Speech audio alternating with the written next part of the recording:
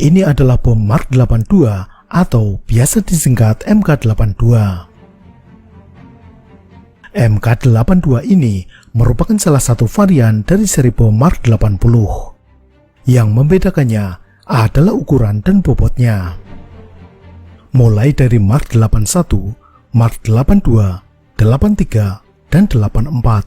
Masing-masing bobotnya adalah 250 pound, 500, 1000, dan 2000 pound.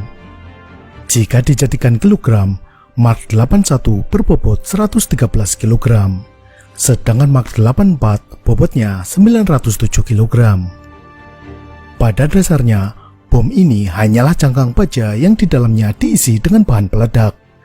Agar dapat meledak saat mengenai target, di ujung bom dipasang fuse. Pada bagian belakang, diberi sirip-sirip untuk menyetabilkan arah saat dijatuhkan. Bom MK82 berisi bahan peledak sebanyak 89 kg. Jenis bahan peledaknya bisa beragam. Ada yang menggunakan tritonal, H6, atau PBXN 109. Dengan bahan peledak sebanyak ini, tentunya daya hancur bom tersebut sangat besar. Namun, daya ledak yang besar ini akan kurang efektif jika tidak mengenai sasaran secara tepat. Bom MK82 merupakan bom unguided atau tidak berpemandu. Ketika dijatuhkan dari pesawat terbang, bom ini akan jatuh bebas mengikuti lintasan parabola. Tidak ada sistem pengendali. Maka, bom ini sering disebut sebagai dumb bomb atau bom bodoh. Maka, agar bisa tepat mengenai sasaran, pilot harus melepaskan bom pada saat yang tepat.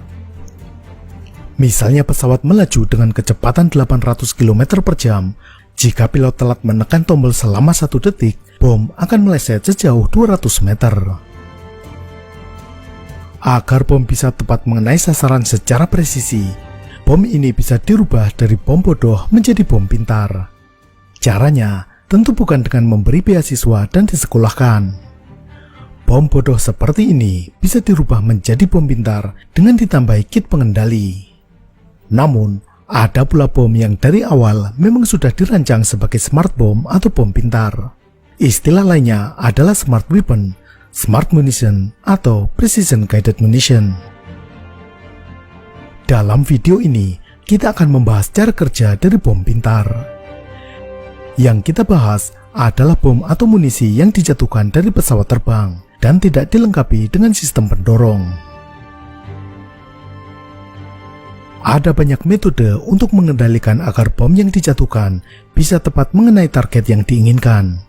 Ada yang menggunakan radio, kamera TV, laser, hingga sistem pengendali satelit. Mari kita bahas satu persatu. Yang pertama, dikontrol dengan gelombang radio. Bom pintar jenis ini mulai digunakan pada masa Perang Dunia Kedua. Jerman menciptakan bom anti kapal yang diberi nama Fritz X. Ini merupakan glide bomb atau bom yang bisa meluncur seperti glider karena dilengkapi dengan sayap kecil dan sirip-sirip. Bom ini dijatuhkan dari pesawat pembom. Fritz X dikendalikan dengan sistem M-Close atau Manual Command Line of Sight. Ketika bom dijatuhkan, operator atau disebut sebagai bombardier mengendalikan arah meluncurnya bom tersebut menggunakan gelombang radio. Jadi, mirip seperti mengendalikan mainan radio kontrol. Di bagian belakang bom, terdapat flare yang menyala untuk mempermudah bombardier melihat bom yang dikendalikannya tersebut. Jadi, bombardier tersebut harus terus mengendalikan bom yang dijatuhkan hingga mengenai target. Dalam Perang Dunia Kedua, Fritz X berhasil menenggelamkan kapal perang Italia dan membuat kerusakan parah pada kapal Amerika dan Inggris. Sistem pengendali berikutnya adalah dengan menggunakan kamera TV. Salah satu contohnya adalah GP4 buatan Amerika yang diproduksi tahun 1944. Cara kerjanya, pada ujung depan bom terdapat kamera TV. Saat bom dijatuhkan, bom tersebut menyiarkan gambar dari kamera di ujung bom. Siaran itu diterima oleh layar monitor operator bom atau bombardier. Dengan melihat layar monitor tersebut, Bombardier mengendalikan bom menggunakan joystick. Pengendalian bom menggunakan media gelombang radio. Jadi, sama dengan M-Close, Bombardier harus terus mengendalikan bom hingga mengenai target. Sistem di atas masih kurang praktis karena bom harus terus dikendalikan sampai mengenai target. Maka, dikembangkan sistem yang bisa fire and forget, atau lebih tepatnya drop and forget. Pada tahun 1960, mulai diproduksi bom glider AGM-62 Walleye. Bom ini juga menggunakan kamera TV di bagian ujung depan. Ketika pesawat mendekati sasaran pengeboman, kamera TV pada bom dinyalakan. Kamera itu mengirimkan gambar ke layar monitor di kokpit. Saat pilot melihat target di layar dengan kontras yang cukup baik, pilot mengunci gambar target tersebut dan melepaskan bom. Bom meluncur ke target dikendalikan oleh kamera di bagian depan. Gambar dari kamera TV yang hitam putih dibagi dalam garis-garis horizontal. Perbedaan kecerahan pada gambar itu diterjemahkan menjadi perbedaan voltase elektrik. Sistem pengendali bom bekerja berdasarkan variasi perbedaan voltase yang berulang tersebut. Intinya, sistem pengendali menjaga agar gambar target yang sudah dipilih selalu berada di tengah. Jika bergeser, sirip-sirip bom akan membelokkan bom agar gambar target kembali ke tengah. Proses ini terus berlangsung hingga bom mengenai sasaran. Sistem kendali dengan kamera TV analog tersebut disebut juga sebagai contrast seeker karena mengandalkan perbedaan kecerahan pada gambar. Sistem ini masih memiliki kelemahan, yakni jika titik kontras tersebut berubah, maka sistem kendali bisa kehilangan target. Ini misalnya terjadi jika target berubah posisi atau ada objek yang menghalangi, contohnya tabir asap. Salah satu solusi masalah tersebut adalah dengan mengganti kamera TV yang mendeteksi cahaya tampak diganti dengan infrared imaging yang mendeteksi sinar inframerah. Maka, sistem selanjutnya adalah dengan menggunakan infrared seeker. Yang dideteksi adalah pancaran inframerah dari panas target. Ini sesuai untuk objek-objek yang menghasilkan panas, misalnya kendaraan, mesin, dan perangkat listrik. Karena mendeteksi pancaran inframerah dari panas target, seeker pada senjata ini disebut juga sebagai heat seeker atau pencari panas. Selain pada bom, infrared seeker lebih banyak digunakan pada rudal-rudal anti pesawat. Sistem kendali pada bom pintar berikutnya adalah menggunakan laser, disebut sebagai semi-active laser homing. Disebut semi-active karena bomnya hanya mendeteksi, namun tidak memancarkan sendiri sinar lasernya. Sinar laser dipancarkan oleh sumber lain. Bisa dari pesawat menggunakan targeting pod, atau dari personel di darat menggunakan laser designator. Cara kerjanya, sinar laser disorotkan ke target. Proses ini disebut sebagai painting atau mengecat. Seeker pada bom akan mendeteksi titik pantulan sinar laser di permukaan target tersebut.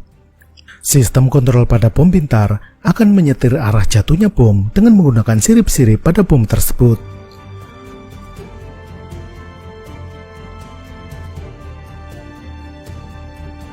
Bom pintar dengan sistem kendali laser mulai digunakan dalam Perang Vietnam. Pada Perang Vietnam, bom berpemandu laser yang dijatuhkan 50%-nya berhasil mengenai target. Sedangkan bom-bom yang tidak berpemandu, keberhasilan mengenai sasaran secara tepat hanya 5,5%. Salah satu bom berpengendali laser yang paling populer adalah PAVE. Nama PAVE berasal dari akronim PAVE, yakni Precision Avionics Vectoring Equipment. Nama PAVE ini digunakan untuk perlengkapan-perlengkapan pada sistem yang menggunakan laser untuk menandai target. Ada PAVE Penny yang merupakan tracker titik laser, kemudian PAVE Spike yang merupakan targeting pod, dan lain-lain. PAVE adalah kit pemandu atau perangkat tambahan yang dipasangkan pada bom seri MK80. Dengan dipasangi PAVE, bom yang tadinya dumb bom berubah menjadi smart bom. PAVE terdiri dari dua bagian, yakni bagian depan atau forward adapter assembly dan bagian belakang atau F-firing assembly. Di bagian paling depan, terdapat sensor yang mendeteksi titik pantulan sinar laser pada target. Kemudian, di sini juga terdapat komputer pengendali dan sirip-sirip kecil. Di bagian belakang, terdapat wing assembly atau sayap kecil berbentuk sirip. Sirip-sirip inilah yang mengendalikan arah jatuhnya bom.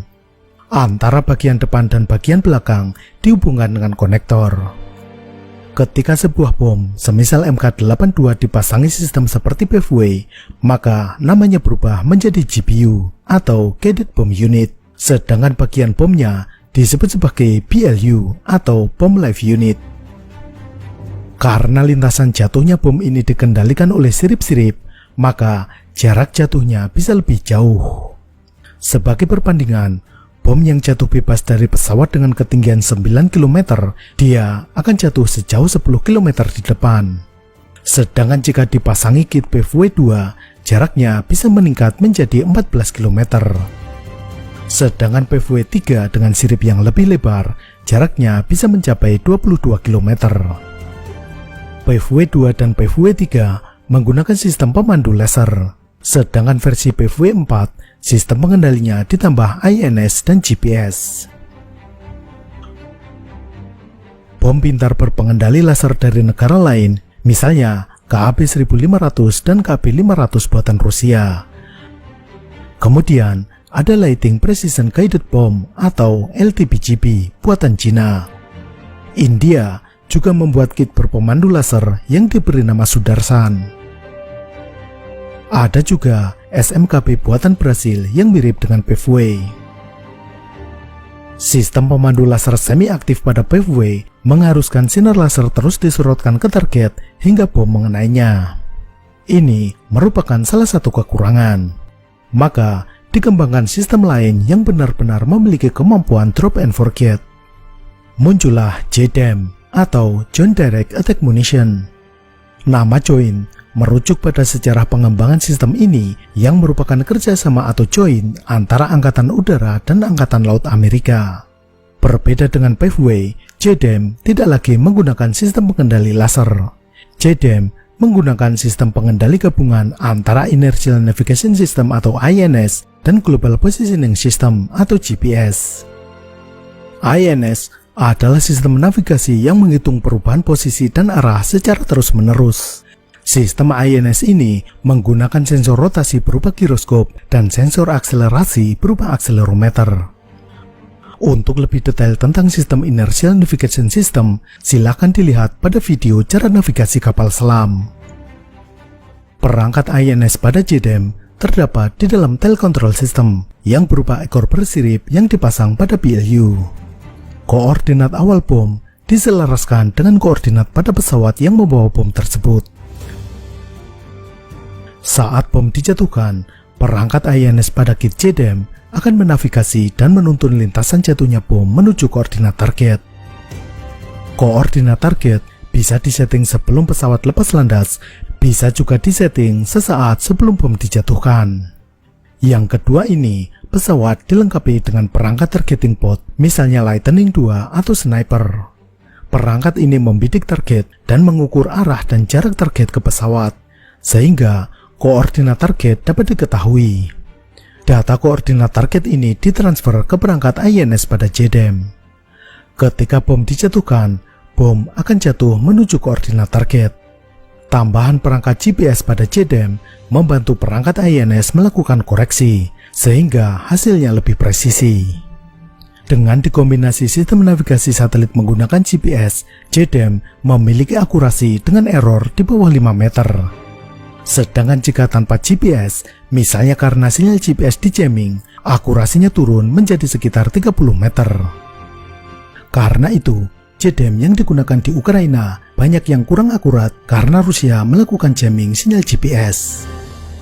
Harga kit JDAM pada tahun 2021 sekitar $21.000 atau jika dirupiahkan sekitar 315 juta rupiah.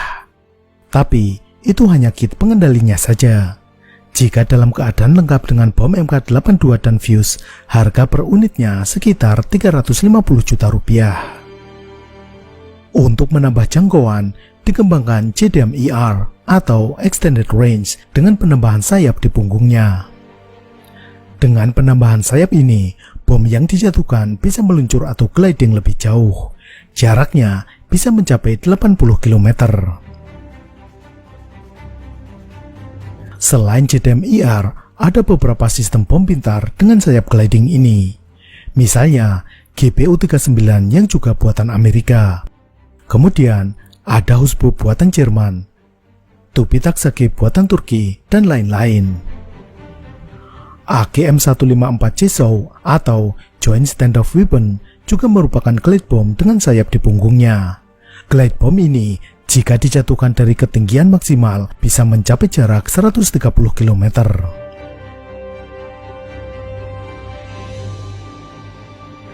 Masing-masing sistem pemandu memiliki kelebihan dan kekurangannya.